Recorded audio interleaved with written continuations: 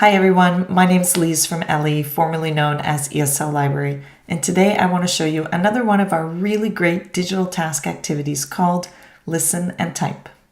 This is a fantastic way to practice your students' listening skills as well as their spelling, so let's take a look together.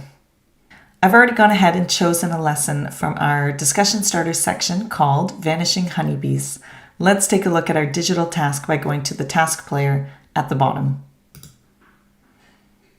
You can find all of the digital task activities in this lesson on the left-hand side in the toolbar. Today we're going to focus on the listen and type activity. So let's start by clicking Start. Once you open up the activity, you will see the text in front of you, and you'll probably notice right away that there are a few words missing. The whole purpose of this activity is to get your students to fill in the missing words by listening to the audio and hearing the correct term. The text in front of you is exactly the same as the reference text, which is one of the earlier activities in the lesson.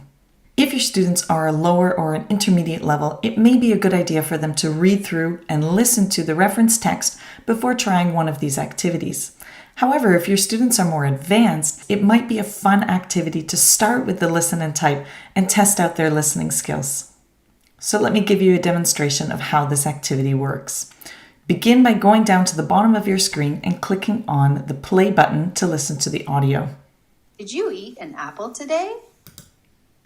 At this point, you can pause the audio and ask your students, what did you hear? You can also ask them to spell out the word for you so that you're practicing listening skills and spelling. At this point, you can go up and you can type in the missing word. Remember, if you're sharing your screen, you are the one who will need to do the typing. Your students will simply tell you the answer and spell the word for you. You can continue this way throughout the audio, pausing after each word, or you can simply play the audio all the way through and let your students do it at their own pace. When they're finished, click the button Submit. Clicking Submit will take you to this page where you have 3 options. You can review your answers, try again, or fix your answers. Try again will take you back to the beginning and none of your previous answers will be there. Fix your answers will show you the answers that you wrote, but it won't show you which answers are correct. If you want to see the correct answers, you need to go to Review Answers. When you click Review Answers, it will show you the ones you got wrong and also the correct answer. But as I said, when you go to Fix Your Answers, it will simply show you the ones that you got right as well as the ones that you got wrong, but without the correct answer. So this is a great way to allow your students to go back and fix their answers without showing them the right ones.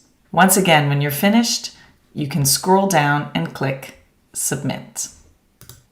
Don't forget that if you go over to your task list at the side, you will see this little apple icon. And when you click the apple icon, it will show you all the correct answers. So if you would like to go through the activity and check the correct answers before sharing your screen with your student, you can always do that. So that's it for the demo on the activity Listen and Type. I hope you found this demo helpful. Thank you and happy teaching.